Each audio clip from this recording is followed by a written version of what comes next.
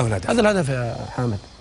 17 تمريره، انا توقعت 22 بس 17 تمريره وتدوير، وجميع اللاعبين اللي في ارض الملعب لمسوها، بدات من وليد انتهت عند يوسف. والتدوير اللي قاعد نحدث من وين؟ يطلع لك سلطان، امرر سلطان، او يطلع منصور في اقفال المنطقه، مره ثانيه ارجعها للجهه الثانيه. اللي قاعد يتحكم في اللعبه مين؟ سعود كريم. سعود وتيسير. لاحظ اشاره سعود الان. اي لا سعود ويحيى وتيسير اللي قاعد يقوم بعمليه التدوير، تغيير الجهه من جهه الى جهه. شوف ايد سعود الان، شوف ايد سعود. تيسير، سعود، يحيى اكثر من لمس الكوره.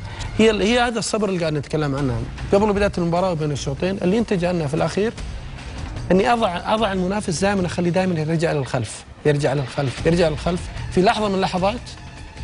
كره عرضيه مره ثانيه ممتازه من سلطان البيشي، نتج عنها هدف خيالي من يوسف كارتقاء وكتسديد.